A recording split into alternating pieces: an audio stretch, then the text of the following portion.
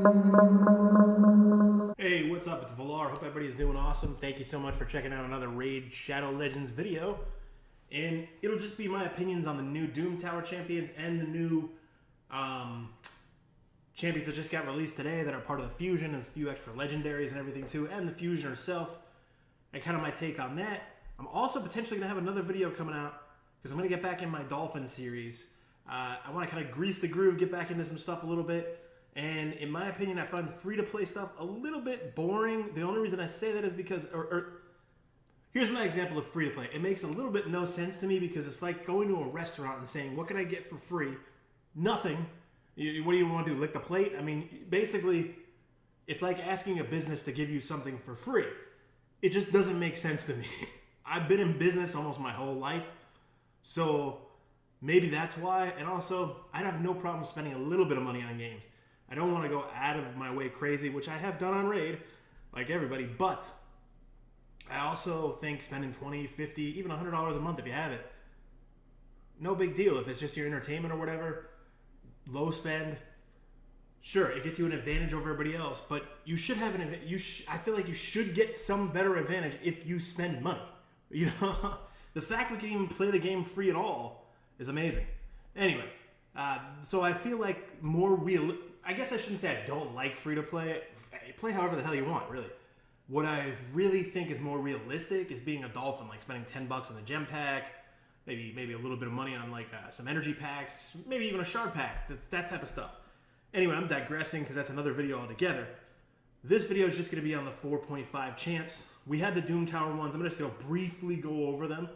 And I wanted to get this video out so I can just get greased in the groove a little bit myself again. So if you are watching it, thank you so much for even supporting the channel by taking 5 seconds out of your day to look at this. She's got a decreased accuracy on her A1. It's a single target. Man, that's okay. 3-hitter that does poisons for a 3-turn cooldown on 2 turns, which every hit has a chance to place the poisons. That's pretty good on the A2. The Blood Boil on our A3 is pretty amazing, I think, with instantly activating the poisons and the HP burns and then doing a heal reduction. So I think this is kind of where she shines. It'll be really cool. I'll be excited to get her. I do want to do guides on all these champions, and I'm doing Doom Tower. I actually got hard stuck at Doom Tower 112 with the Torments and Gurgos. That's where I'm at. I'm going to see if I can finish it in the last 2 days to get to hard. I will finish normal out. I'm not sure if I'm going to finish hard because I kind of felt like I was beating my head against the wall and I just went to normal. And the way I'm going to run my channel is I have a new job I'm starting in about a week. It's going to take a lot of my time. That's why I haven't actually done a whole ton of content, because that will take a lot of focus, and I'm looking forward to that. It's outside of this realm. It's stuff that I love in the finance world. I love that stuff too, right? This is my hobby, my entertainment. I don't do it for a living. I work full-time. I have kids, all that stuff. People who watch me know that, but I actually really do enjoy just recording and being part of a different community. I've made some cool friends from it, so I really want to thank people for actually just showing up in any way, shape, or form. And I am just rambling, so let's actually go on this. Gwyneth, AoE, won't want to trigger counterattacks. That's pretty cool. A1 AoE. She does weaken, heals by 30% of that damage inflicted, then heals all allies with any surplus heal. I don't know, that doesn't seem that exciting to me. Transfers all debuffs from her to one target enemy, then attacks that enemy, and ignores 10% for each debuff that they are under. It could be cool. Could be interesting. I don't feel that great about her, and maybe this is just my gut reactions. Dark Kale. I do like Dark Kale with his poisons on the A1. A 3-hitter that has a 25% chance to instantly activate poison, or 1 poison, 1 HP burn, not poison on the A1. So he does some instant activation too, pretty cool. Decreased attack on an AoE, and each crit 75% chance of increasing duration of all debuffs on the target by 1 turn. So that's actually a pretty cool ability. I like that ability a lot. 100% chance when booked, placing 3 poisons and a poison sensitivity debuff for 2 turns. That is cool. And then decreases crit rate of enemies under 2 or more poisons by 15%. And if there are multiple, only 1 will activate. He seems cool. I'm going to be really looking forward to getting Dark Kale. And I want to do guides on these champions. And also, I'm not in the content creator program right now. If I get back in, because if I do enough videos, get enough views, it's really not that hard for me to get back in. And I plan to try to get back in the content creator program. There's no drama or anything. I just didn't make videos and kind of just disappeared for 3 months. If you go look at X's comment on Chosen's video. It's pretty cool. I'll post it in the description, actually, what X has said about me. I just disappeared for 3 months and then pop back out of nowhere, which is kind of true. Anyway, what I was going to say is, if I get to a point where I was ever given access to the test server, I am not going to use the test server. The reason for that is I don't want to be able to showcase you stuff that is maxed out in an unrealistic way that almost no one can achieve. What I want my channel to show is stuff that's achievable for the casual guy that's sort of like me. That's it. I can't do a lot of the stuff that other people do. The reason is time. That's basically it. That's the only reason. Viral the Destroyer attacks one enemy, heals this champion by 30% of the damage inflicted. Also, what I meant about that before is I want to showcase it in a way that like you would have to grind for it. I think it's more realistic to show, even though I'm talking about time, the grind of the character and you building it your own. I'd rather build it my own, use resources that player might give me, than just build it on a test server. That type of thing. Anyway, AoE does weaken and decrease attack. Okay, under people who have the weakened place. That's pretty good. In a way, I wish it did the decreased defense more. I mean, the weaken's good, but I just don't see a lot of... This is my opinion. Weaken seems weak to me, actually, compared to decreased defense. Like, it's an extra buff on top of decreased defense, I feel like. Just the weaken, I don't feel is good enough in the game. That's actually my thing. I think weaken needs to be buffed in some way. And maybe that's a weird take, but I really should think the weaken debuff should be buffed to do something more than being just like a lower version of a decreased defense or something. It should be changed, in my opinion. And maybe I'm crazy thinking that, or I'm just thinking wrong. All that's possible. But anyway, ignores 30% of defense, decreases the target's max HP by 50% of the damage inflicted, places block damage on his champion for one turn of the attack, kills an enemy. Pretty cool. I mean, he's cool. I won't go over these ones too much. I'll just give my take, because this is actually old info.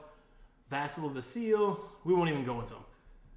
We'll go to the stuff that came out today, because this is actually the main thing of what people are going to be looking at today.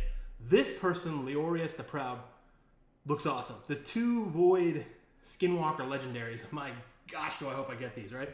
Attacks one enemy 2 times. Each hit has a 60% chance of doing the big version of decreased defense. Damage increases by 20% if the target has less than 60% HP. That's kind of cool. AoE that hits twice, and then I have a passive effect that he's immune to stun, freeze, sleep, provoke fear, true fear when the skill's not on cooldown. That would be very cool. Another AoE that does 80%, when booked, 100% chance of doing true fear. And before attacking, has an 80% chance of placing a weaken on all enemies for 2 turns. Maybe this synergizes better because it does decreased defense. It would be too OP if it was, decreased defense and weaken. I don't know. The true fear is amazing with the weaken too. But I still think weaken, I never get excited to see a weaken, even the big version, on anybody. I'm excited for the true fear though. That is actually cool.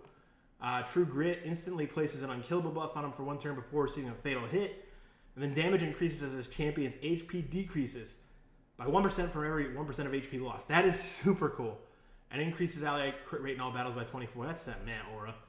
Here's the fusion Mother Cybele.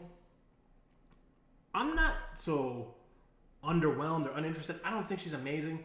On my Dolphin account, I'm not going to go for her. And I'm not even sure I'm going to have time to go for her on my main account, because it all depends on that job I told you about, right? So I doubt I'm going to have time to go for her, period. So I more than likely will not get her, but I'll just get the epics and do some guides on the epics. And on my Dolphin account, I'll focus on the epics because that's what I want, not necessarily her. But AoE would decrease speed and fills a turn meter by 15%. I've got a feeling that this character could be sort of getting too bad of a rep right now. I might be wrong, but there's not that many books actually. Now this is ridiculous. The A1 is just trying to get you to get away from the books here. So there's 6 total books, and then what is it? 12 total books. Not the worst. If you get really lucky, you're only going to need to land 6, but you'd have to land perfect on every single one of these things, right? Because decreased speed's good, but who cares if you land this or not, I feel like. Big deal. It goes from 25 to 50%. Yeah, great, right? The real value is the revive on death and increased defense and all allies for 2 turns.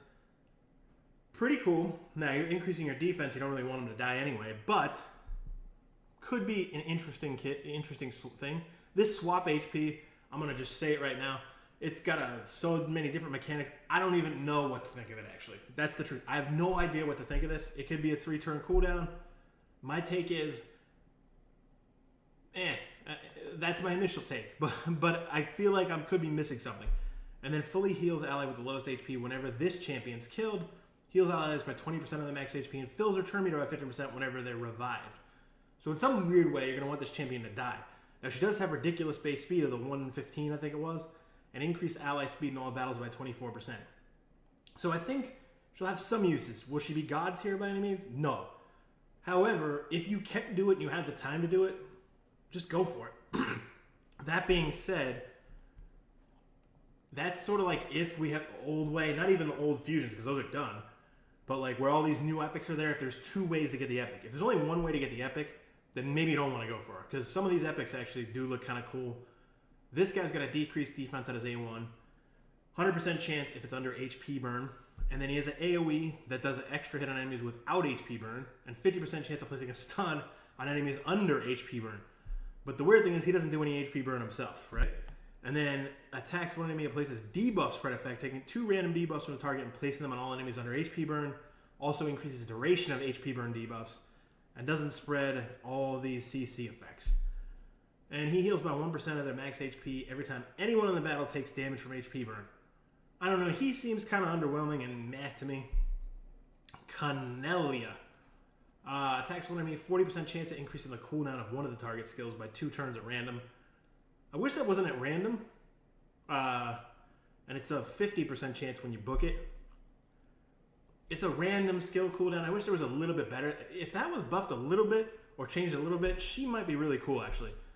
And then it has an 80% chance of placing a sleep debuff on all enemies for 1 turn. This is where it gets a little bit weird. Some of these kits are getting almost too complicated to even implement, really.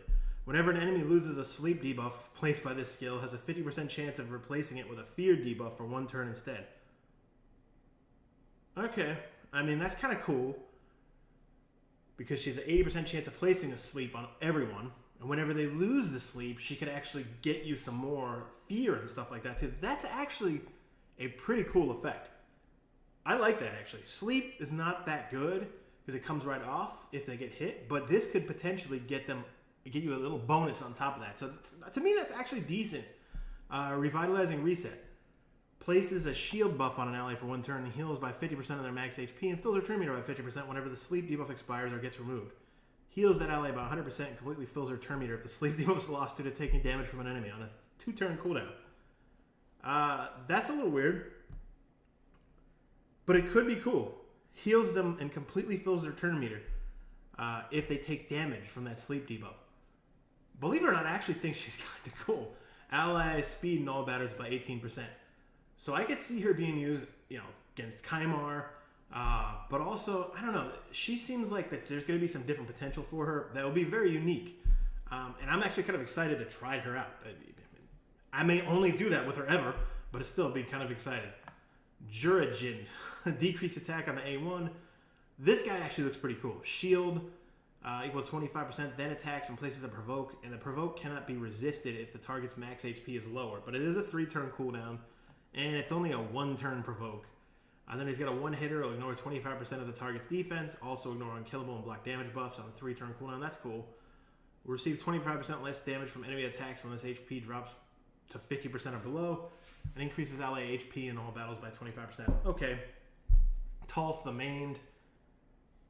So in actuality, I'm not that overly excited. My opinion could be way off. Believe it or not, I actually like this girl, Connellia. I really do. Tolf the Maimed has a 2-hitter that heals by 30% of the damage inflicted, and it cannot crit. And I've only briefly read through these. So, attacks one enemy when not attacking bosses, inflicts pure damage, and decreases the target's max HP to 50%. Wow. Inflicts damage based on this champion's max HP, and places a stun debuff on for 1 turn if the target already has less than 50% HP. Okay. Inflicts damage based on this champion's max HP when attacking bosses, and it can't be critical. It can't crit at all. Decreases the value of enemy shields by 50% at the start of every turn. Then increases the champion's max HP by the same amount.